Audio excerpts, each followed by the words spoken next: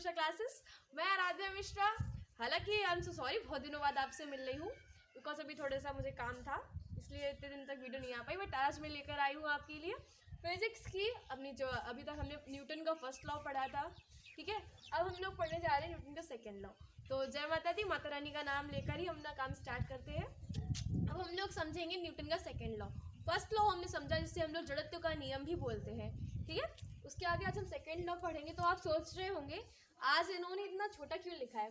अगर हम लोगों ने समझ लिया, अगर इस चीज़ को सिर्फ इतनी सी इक्वेशन हम लोगों ने समझ ली तो हमने पूरा न्यूटन का सेकेंड लॉ समझ लिया है, ठीक है।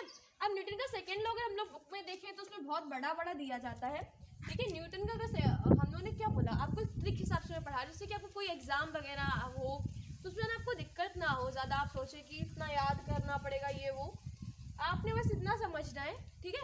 इसको हम लोग थ्योरी में कन्वर्ट कर सकते हैं। जैसे कि हमने लिखा है F प्रोपोर्शनल टू संवेग परिवर्तन की दर, ठीक है। हम लोग इसको बुक में देखते हैं तो बुक में दिया जाता है किसी वस्तु पर कार्यरत बल, ठीक है। यानी कि जो किसी वस्तु पर कार्यरत बल है क्या है वो F, ठीक है। किसी वस्तु पर कार्यरत बल F वस्तु के संवेग परिवर्तन की दर के अनुक्रमानुपाती होता है। क्या अनुक्रमानुपाती होता है। अब हम लोगों ने वही चीज़ तो लिखी, बट हम लोगों ने क्या लिख दिया है, हम लोग थोड़ा बड़ा करके छोटा करके लिख दिया, बड़ी सी चीज़ को छोटा करके लिख दिया। क्या है, यदि किसी वस्तु पर, यानी कि कोई वस्तु है उस पर कार्यरत बल क्या है F है। जो कार्यरत बल है उस पर F वो उस वस्तु के संवेग परिवर्तन की दर के अनुक्रमानुपाती होता है। कैसा होता है, अनुक्रमानुपाती होता है, ठीक है। बस इतना सा है न्यूटन का सेकेंड लॉ, ठीक है। क्या है, एक बार हम और रिपीट करेंगे थोड़ी बुक की लैंग्वेज से। यदि किसी वस्तु पर कार्यरत बल F, किसी वस्तु पर कार्यरत बल संवेग उस वस्तु की किसके उस वस्तु के संवेग परिवर्तन की दर के अनुक्रमानुपाती होता है, ठीक है। ये थ्योरी जब हम लोग थ्योरी में देखें तो इतना बड़ा है, और नॉर्मली हम लोग इतना लिख देंगे तो ये भी बहुत सही रहेगा हमारे लिए, ठीक है। बट ऐसा नहीं कि आप एग्जाम में ये लिख के आएंगे, एग्जाम में आपको ये लिख के नहीं आना है, वरना वो भी जितना शॉर्ट आपने लिखा उतने शॉर्ट वो नंबर दे देगा। 4 नंबर का है तो चलो तुमने शॉर्ट लिखा, हम भी शॉर्ट नंबर दे रहे, उसने भाई दे दिया आपको 1 नंबर, ठीक है। ऐसा नहीं करना, ये सिर्फ हम लोगों को याद करने के लिए हम लोगों ने समझ के रखा है इसको।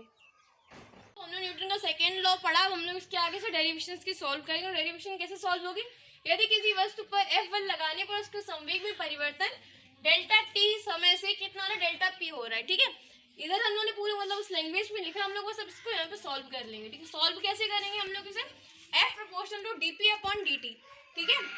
वही यहाँ पे हमने रिपीट कर दिया इसको। अब हम लोग यहाँ पे क्या देखेंगे, ये जो k है k is equal to 1, k को हमने क्या माना है यहाँ पर कांस्टेंट माना है, ठीक है। तो क्या चीज आ जाती है हमारे पास, वही सेम टू सेम आ जाएगा, ओके। जो स्टार्टिंग में था बस प्रोपोर्शनल, इसको हटाने के लिए हमने यहाँ पर कांस्टेंट लिया है, ठीक है। सब हमने ने कर लिया। अब हम लोग देखेंगे p is equal to M B, ये चीज हम लोग बहुत पहले पढ़ चुके हैं। क्या होता है p is equal to M B, जब p is equal to M B है तो हम वहाँ पर m लिखें या फिर एम बी लिखें, बात सेम है, ठीक है। मतलब कोई परिवर्तन नहीं हो रहा, कोई चेंज नहीं हो रहा है वहाँ पर, चाहे p माने या फिर एम बी माने। तो हम लोगों ने यहाँ पर क्या मान लिया है, एम बी मान लिया है हम लोगों ने, ठीक है। अब हम लोग उसके आगे का थोड़ा सॉल्व करेंगे, यहाँ तक तो हो चुका है। अब इस साइड आ जाते हैं बोर्ड के हम लोग, ठीक है। तो हम लोगों ने भी यहाँ तक देखा था mb/dt है, ठीक है। तो हम लोगों ने क्या लिखा, m चाहे यहाँ लिखा था चाहे यहाँ पर, तो हमने इसको अलग अलग कर लिया। m को हम लोगों ने साइड कॉर्नर पे रख दिया m को, ठीक है। dv/dt कर लिया है। हम लोग चीज़ देखिए तो dv/dt is equal to a, ये किसके बराबर है, किसके, a के बराबर होता है, क्योंकि a को हम लोग क्या लिख सकते हैं, वेग बटे समय, यही होता है ना किसके फॉर्मूला, a का, यानी कि त्वरण का फॉर्मूला यही होता है।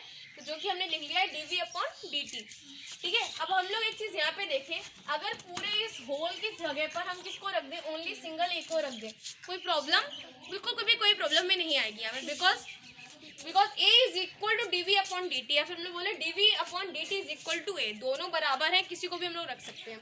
अब हम लोगों को चूंकि इसको बहुत सॉल्व करके बनाना है, बहुत सिंपल करके बनाना है, तो वहाँ पर हम क्या रख देंगे, a उठा के रख देते हैं, तो क्या हो जाएगा F is equal to am। अब एक चीज़ ये देखिए, यहाँ पर am लिखे या फिर ma लिखे, बात तो सेम है। तो हमें यहाँ से क्या मिल जाता है, F is equal to am।